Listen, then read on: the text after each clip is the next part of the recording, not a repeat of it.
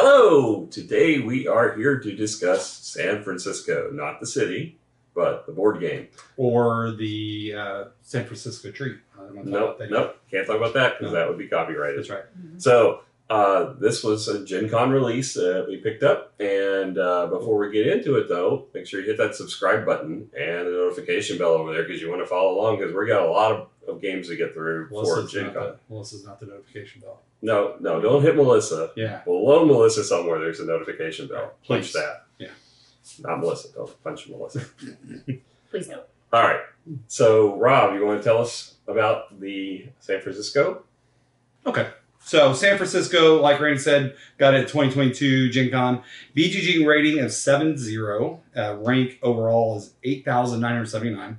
Designed by the Dr. Rainer Nitzia. Art by Roman Kucharski, I think is how you pronounce it. Apologies otherwise. We don't know the exact price for retail. We did see it on the geek market ranging from 28 to 31 euro, which as of this moment, Randy says is about 35 bucks. So, yep.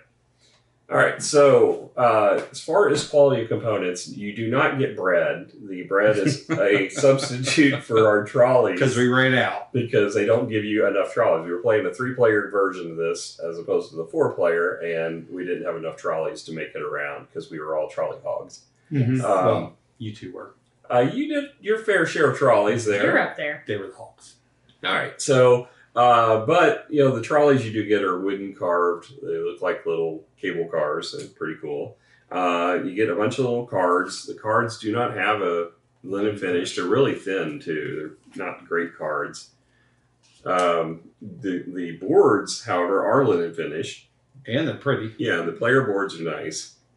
I like that the colors vary. There's nothing that looks like another color. So yeah. That was helpful. And there's a central board that kind of is just there for capturing or holding the scoring markers and your bonus tokens that you can get throughout the game. And then there's a little timer card, if you will, in the middle that also has places for you to place the cards that you're going to be drafting from. All in all, I mean, I guess. Oh, and the cardboard towers are pretty neat. They were all had to be constructed, but it was a real simple construction of just folding it around and then pushing the little token at the bottom with the trees up into it. They look pretty cool for being what they are. And another component that I like is that they did take those with color blindness into consideration because the color on the side, which tells you which row it would be in, is of a different pattern for each color. So even if you can't see the color, you could tell what row. Yeah, and it matches the pattern. It's on the board if you don't have a tile. So I really like that too. And the other thing I like is the box itself looks like a little cityscape. It looks like a little park with little buildings around it. I thought that was really neat. And that's already assembled when you build or buy the game. So all in all, I'm probably going to give this probably a 6.5, maybe a 7. I don't know, 7. I'll go with 7. I'll go with 7 just because they took care of the color blindness concern. So I like that a lot. Yeah, I agree with 7.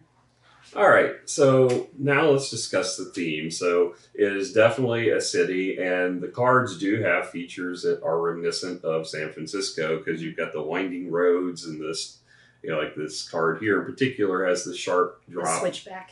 Yeah, so there's a lot of features. I'll take your word on it. I've never been there. And the trolleys obviously are something that's reminiscent of San Francisco. Yeah. But apart from that, it's really just a city building card drafting game that could be any city.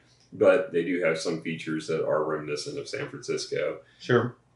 I don't think it's very heavily thematic, but I think it does include it into the gameplay. Yeah. Particularly with the trolley building. I'm probably going to give it a 6. What do you think? Yeah, 6 or 6.5, I guess. I mean, yeah, I think a 6.5 is fair. I mean, it doesn't ooze theme, but it's there. Yeah. I just have to wonder if this is laying the base for you could do, New York or Chicago or any city basically by just changing some pieces out. Right. Yeah. Subways instead of. Yeah. Well, if they did that, though, I think they would have had like this being a sub name. Mm-hmm. It would be a bit, another title, and then San Francisco being a name underneath it, where they could change the city out. Right, but I think that's a valid point. Is that there could be the next version could be a different city with the same idea of mechanics, but your pieces be a little different thematically to differ. But, all right, so yeah, 6.5. All right, moving on to Rulebook. So the Rulebook is 8 pages. It doesn't really have a cover. It goes straight into the contents. Just has a little blurb at the top about your theme being build the San Francisco of your dreams.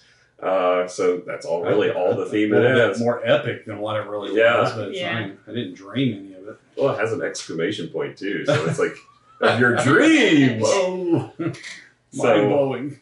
But yeah, I mean, it's it's a very simple read. It's only 8 pages long, and it gets straight into how to set up the game.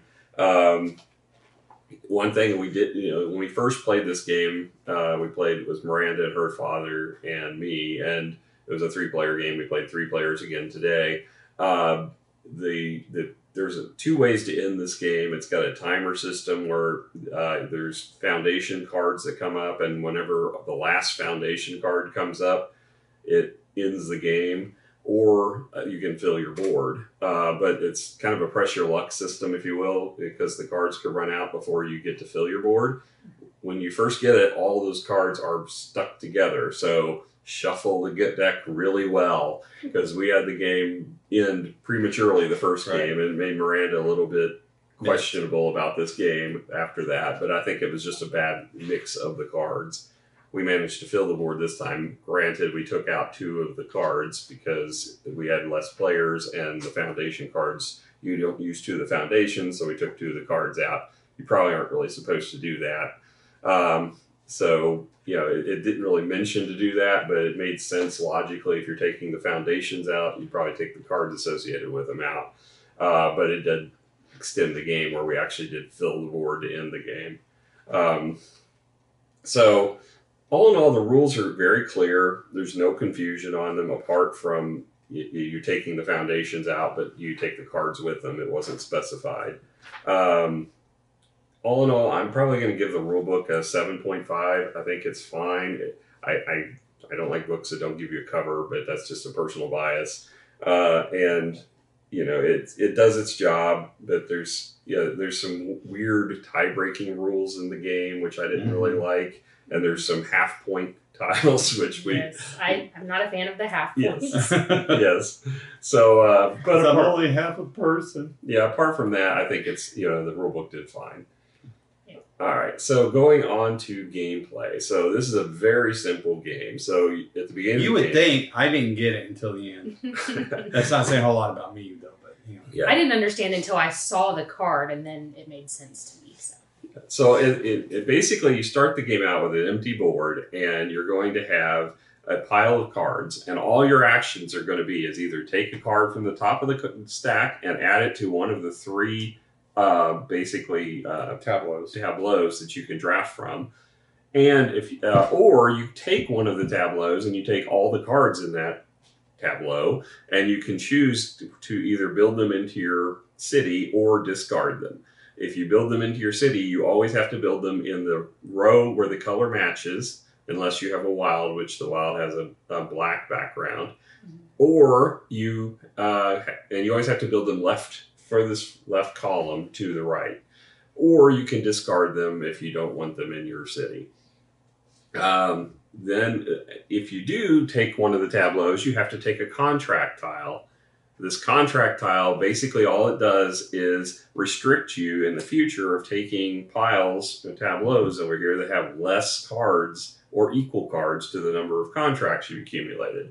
So it's basically a way of gauging and keeping everybody in the same level, so you don't have somebody that runs away with it by taking all the cards. Mm-hmm. Because they have to wait until there's a pile that has enough built up for them to take it after that. Once everybody has a contract, everybody gets to discard one contract. So there should always be someone at the table that has no contracts during the game. So you don't need a lot of contracts in the pile because of that, because usually you don't have one person that gets more than 3. I don't think we ever had anybody that had more than 3. But I always had 1. Yes, you did. You made sure you always took I always had 1. Whenever you take the cards and you're placing them, the different cards will have different features. Specialty icons on some of the cards. Some will have these little compasses like that a architect might use. If you get 2 in the same row, that is going to allow you to take a bonus for the appropriate color row. So if it was in the blue, you can take a token that has 2 construction workers and add it to any card you want on your board. If you get 2 in the brownish, then you can get a baseball diamond, which gives you 4 and place it in any row. It's a wild. If you get 2 in the orange, you can get one that gives you a trolley station, which we'll get to the trolleys in a minute, but you can place that on your board in any row. If you want 2 in the yellow, you get a 1.5 point token. Yes. As well as those half point things. And if you get 2 in the green, you can take a token that lets you discard 2 of your contracts that you have. The other option is there are trolley tracks that you can add to any card that you have already in play. And those you can substitute for any of the other choices. So if you got a green and you didn't like the green, you could take that instead. But you have to play it immediately. So you're basically trying to arrange your cards in a way to score as many points as possible. Now, some of the other specialty cards, you have ones that have a picture of 4 victory points, but they have a trolley picture on them. In those cases, you have to have those cards connected to a trolley system in order for them to score any points. So the trolleys are useful for that purpose, but they also are useful at the end of game because they give you bonus points if you have the most. But the trolleys you're going to need to connect to. You have a starting trolley system at the very bottom of your board that goes all the way across your board, but you would have to build cards that add to it to build them up so they can touch other cards in your city. The other ones that you have are the foundation cards. Again, these are going to trigger the end of the game. When they come up, you're going to add a foundation, and there's 2 on each of these spots based on the number of player counts. It can be as many as 10 or as few as 6.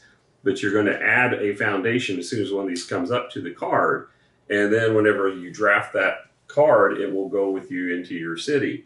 And whenever you get a foundation, once you have 7 construction workers adjacent to that foundation, you can then add one of these towers to your city, and they're worth 1 victory point each. So this is a very low scoring game because all these are just 1 pointers and 2 pointers in the game, or 1.5 pointers, or 1.5 pointers, or 2.5 pointers.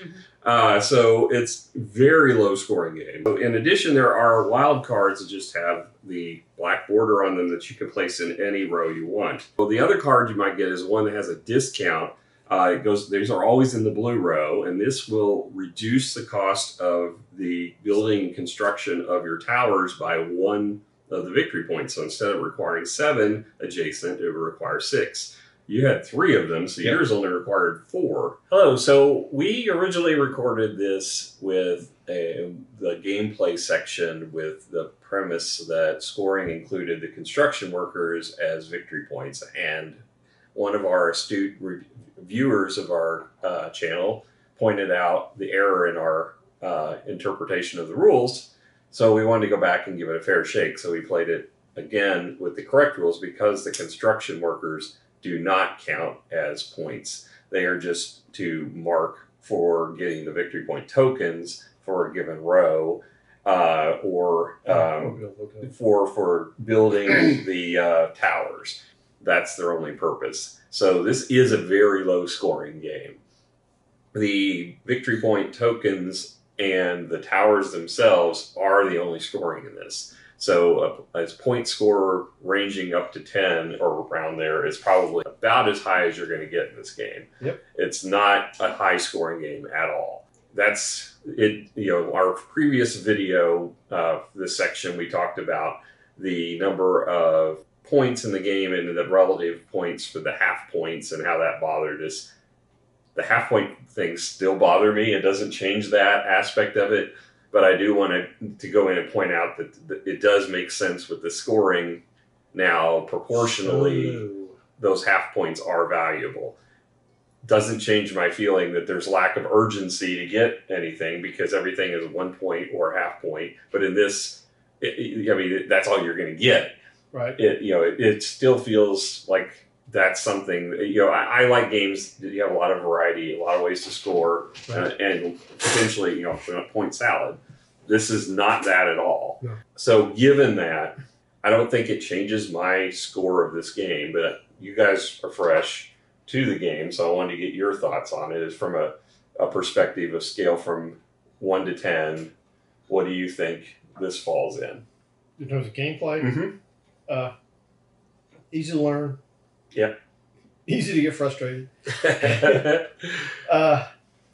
So, I mean, from that perspective, I mean, I can almost see this be a good intro game. Yeah, it's definitely an entry level type for game. like somebody that's only grew up playing the standard Monopoly kind of stuff. This would be, I think, a perfect game for them to kind of introduce to kind of point scoring kind of game. Mm-hmm. So, I mean, from that perspective, I think it's good. I mean, I'd give it 7.5 maybe. Okay, Heather. Well, I won, so I feel better about it than you do. And I didn't get frustrated. I don't know. Yeah, I don't get frustrated with it. I mean, because it doesn't bother me that I adapt to whatever cards I can get. It was. I guess it was a little frustrating in the sense that you gobbled up all the foundations, but I still. I don't feel bad about that. I still got my trolley system going. Granted, Alan's was a little better than mine, but I still had a good one, so that didn't bother me too bad. But I mean, I think I could see where it can be frustrating. I think there was a little repetition in the cycling in this. That's one thing I didn't like, which is... I did feel like several times I had no choice but to give all three of you a good option when I got nothing. Yeah.